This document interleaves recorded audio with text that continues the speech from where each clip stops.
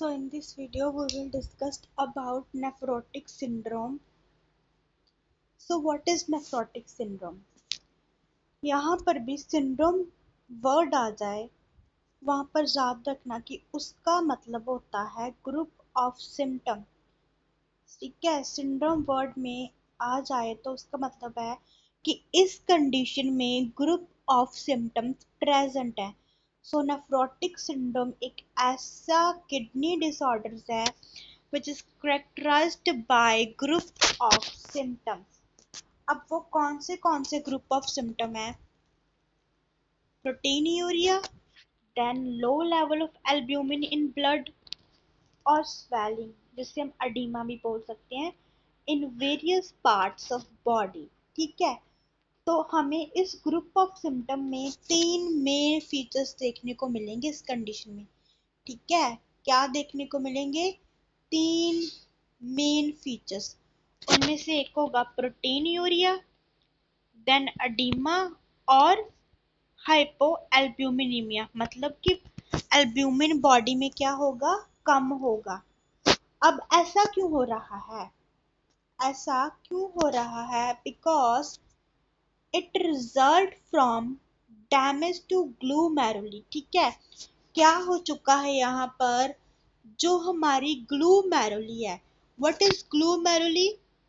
It is the filtering unit of kidney leading to increased permeability and loss of protein that should normally retained in bloodstream। ठीक है, तो यहाँ पर जो glomeruli है उसका डैमेज हो गया है, उसकी वजह से उसकी जो परमेबिलिटी है वो इंक्रीज हो गई है और हमें प्रोटीन का लॉस देखने को मिलता है जो नॉर्मली क्या है, हमारे ब्लड स्ट्रीम में प्रेजेंट होती है। सो इसका बेसिकली मीनिंग अगर समझो तो क्या है कि जो हमारी ग्लूमेरुली है, ठीक है, उसकी जो फिल्ट्रेशन सिस्टम है उसका क्या हो चुका है? डैमेज हो चुका है। और उस फिल्टर सिस्टम के डैमेज होने की वजह से जो उसकी जो बेसमेंट मेम्ब्रेन है, जो फिल्टरिंग यूनिट है ग्लूमेरुली, उसकी परमेबिलिटी क्या हो चुकी है? इंक्रीज हो चुकी है। क्या हो चुकी है? इंक्रीज हो चुकी है। परमेबिलिटी मीन्स कि वहां से कुछ जो पास आउट हो रहा है, तो यहाँ पर अब परमेबिलिटी इंक्रीज है तो कोई भी जो सारे मॉलिक्यूल्स है वो क्या हो रहे हैं? यहाँ से पास आउट हो रहे हैं। ठीक है, पहले तक क्या था कि इतनी परमेबिलिटी थी कि जो वेस्ट था, स्मॉल मॉलिक्यूल्स थे, सिर्फ वही पास कर रहे थे। अब जो परमेबिलिटी है वो इंक्रीज हो गया है, तो जो भी लार्ज मॉलिक्यूल है या फिर जो भी प्रोटीन वगैरह है उसका भी इस मेम्ब्रेन के थ्रू क्या हो रहा है? लॉस हो रहा है।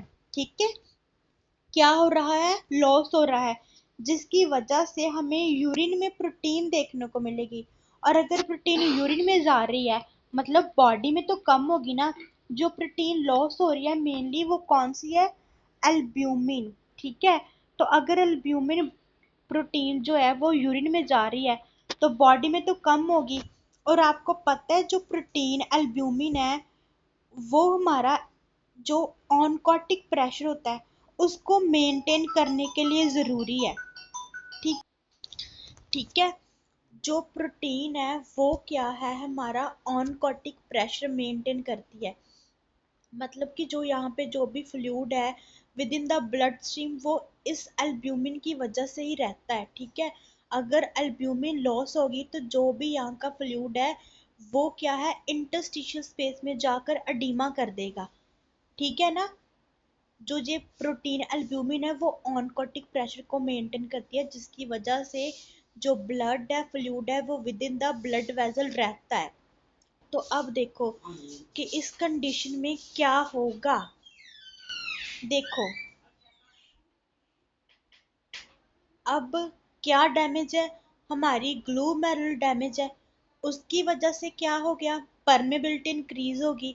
अब परमेबिलिटी इंक्रीज होगी तो प्रोटीन क्या कर रही? सबसे पहले देखो, ब्लड स्ट्रीम से प्रोटीन का लॉस हुआ और वो यूरिन में एक्सक्रीट होने लगी। और अगर यहाँ से एल्ब्यूमिन बाहर चली गई तो यहाँ पर जो भी है आपका बॉडी में एल्ब्यूमिन की क्या होगी? बॉडी में एल्ब्यूमिन की कमी होगी।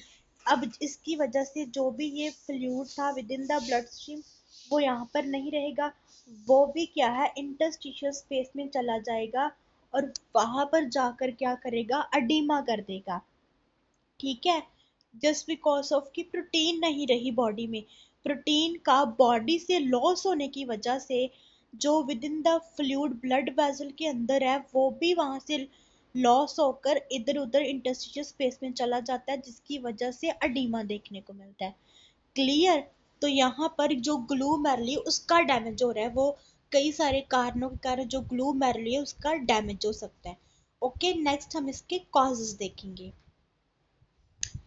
So now these are the causes of nephrotic syndrome. तो यहाँ पर प्राइमरी और सेकेंडरी है। प्राइमरी मीन्स कि जो भी डिफेक्ट है वो विद इन द किडनी ही है, ठीक है, किडनी की वजह से ही हो रहा है, उसी ऑर्गन में प्राइमरी जो डिफेक्ट है। सेकेंडरी की कुछ अदर कंडीशन की वजह से हमें नेफ्रोटिक सिंड्रोम देखने को मिलता है। Clear? So one by one हम ये सारे जो कॉजेज हैं इनको क्या करेंगे, डिस्कस करेंगे। ठीक है, तो जहां पर सबसे पहले आता है प्राइमरी कॉजेज। अब प्राइमरी कॉजेज में क्या होगा कि मिनिमल चेंजेस डिजीज देखने को मिलेगी।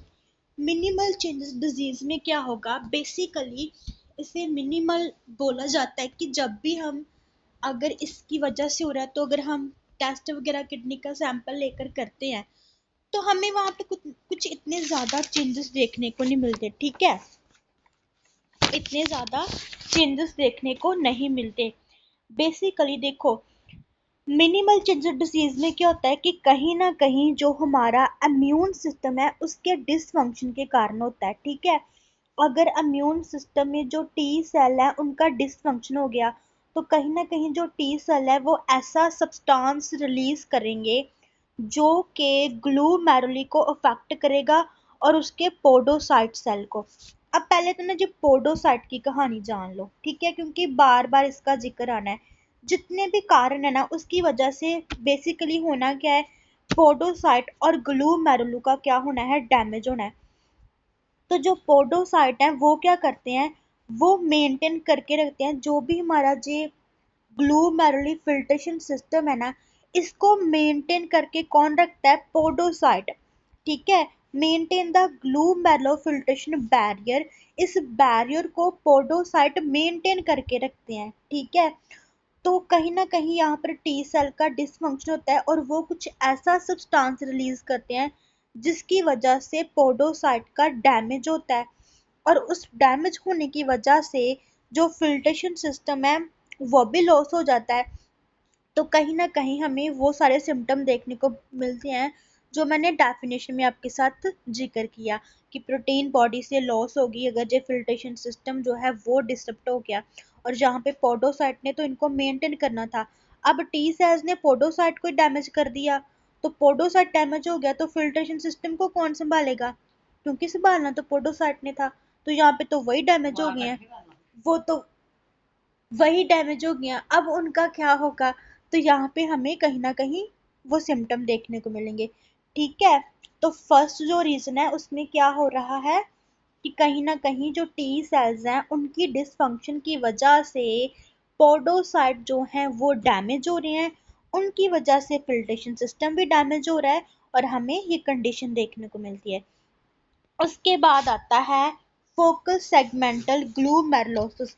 अब इसे फोकल सेगमेंटल क्या है कि इसके सम पार्ट में ही ऐसा हो रहा है। ठीक है, क्या बोले कि इसमें सम पार्ट ऑफ सेगमेंट, ठीक है, जो ग्लूमेरुली है ना उसकी कुछ सेगमेंट, ठीक है, पूरा नहीं, उसकी कुछ सेगमेंट क्या हो गया है, उनमें स्कार्ड हो गया। ठीक है, वो स्कार हो गया और उस स्कार फॉर्मेशन की वजह से जो किडनी है उसकी जो अपने फिल्टरिंग जो कैपेसिटी है, एबिलिटी है, वो क्या रिड्यूस हो चुकी है। ठीक है, कि उसकी कुछ सेगमेंट में स्कार फॉर्मेशन होने की वजह से ऐसा हो रहा है कि वो अपने फंक्शन क्या कर रही है, लॉस कर रही है।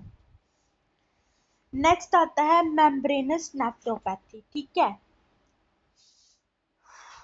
अब इसमें क्या होता है, तो इसमें क्या है, हमें देखने को मिलता है थिकनिंग।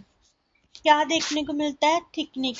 बेसिकली यहाँ पर भी क्या हो रहा है कि कहीं ना कहीं जो मेम्ब्रेन है वो उसके सराउंडिंग क्या थिक हो चुकी है। जो ग्लू मैरुलो, जैसे ग्लू मैरुलो है, उसके जो सराउंड की मेम्ब्रेन है वो काफी थिक हो गई है।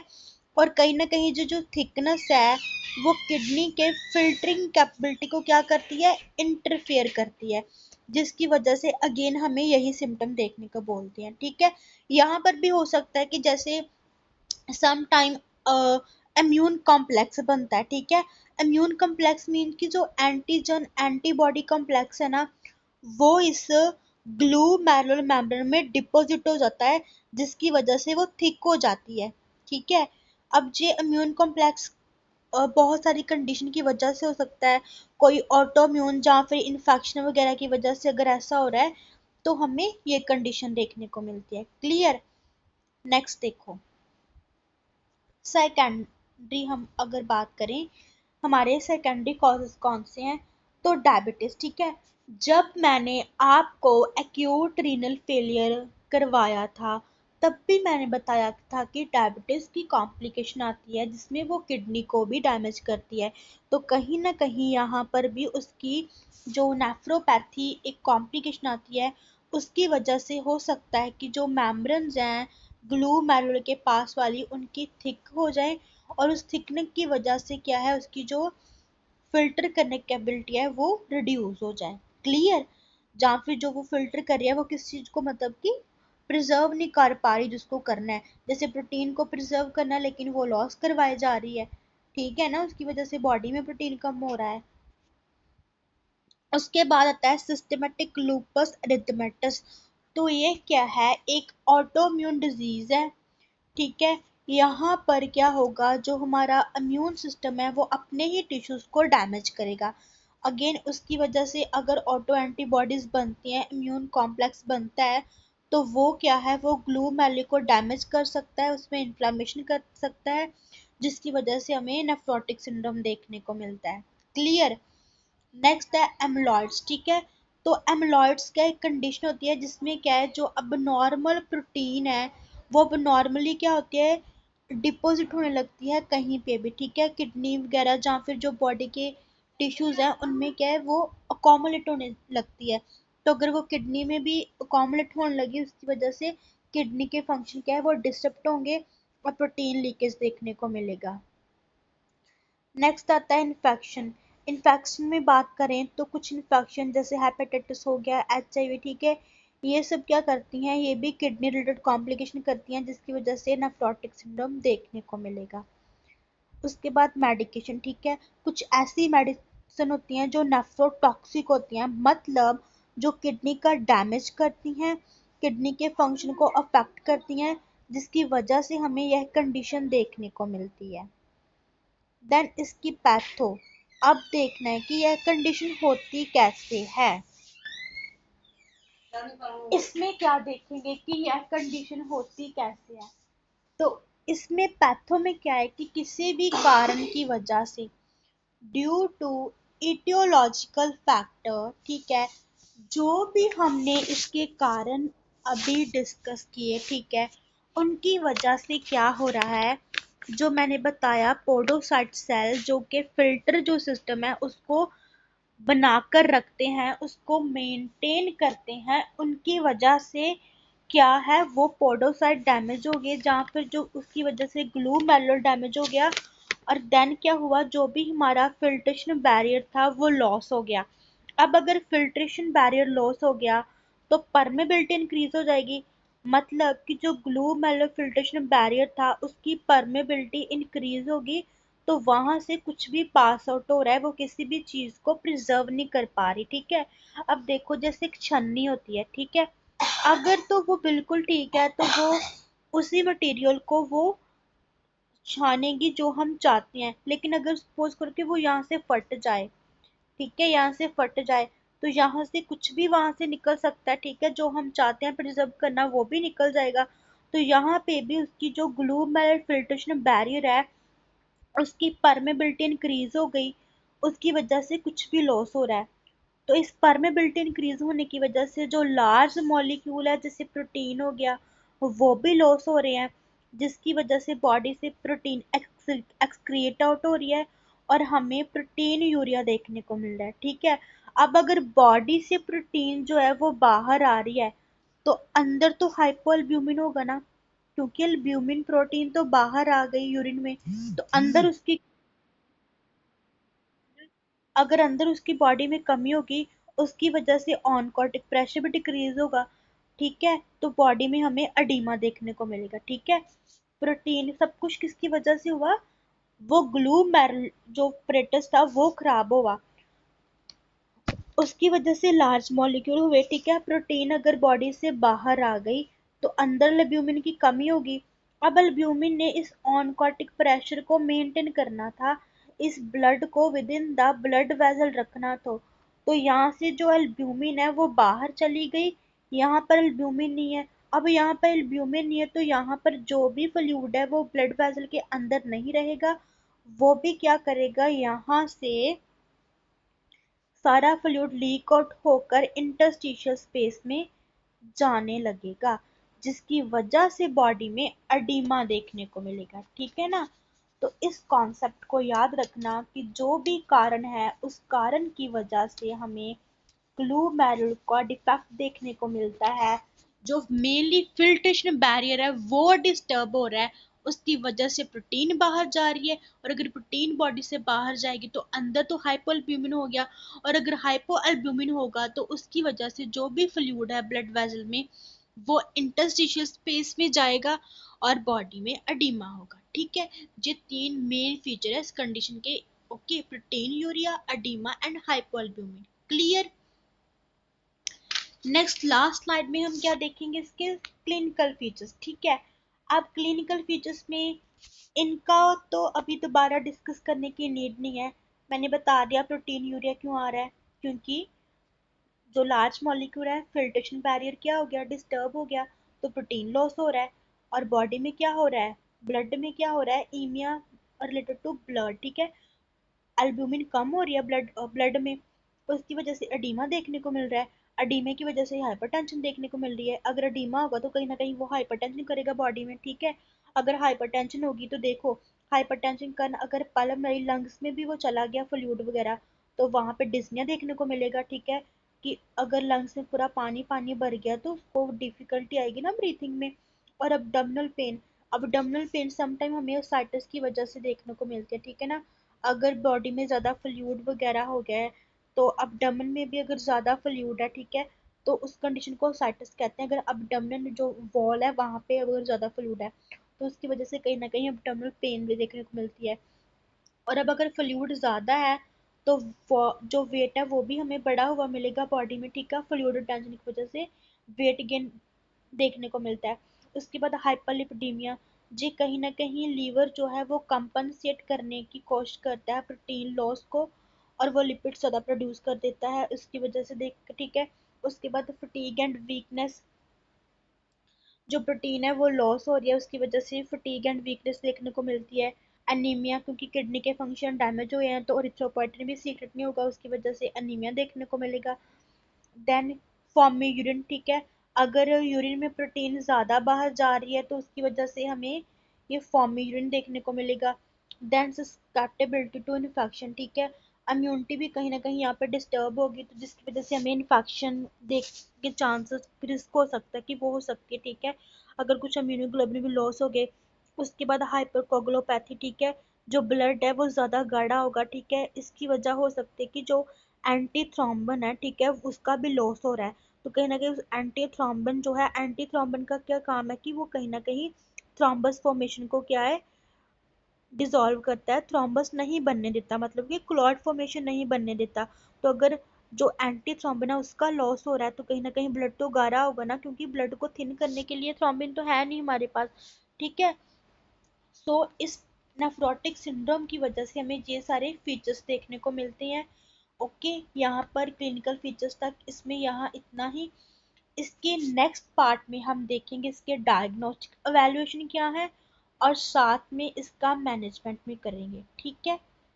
This is all about, not all about, इसमें हमने ओनली डेफिनेशन देखी है इसकी, इसके कॉजेज देखे हैं और इसकी पैथो और क्लिनिकल फीचर्स देख लिए हैं।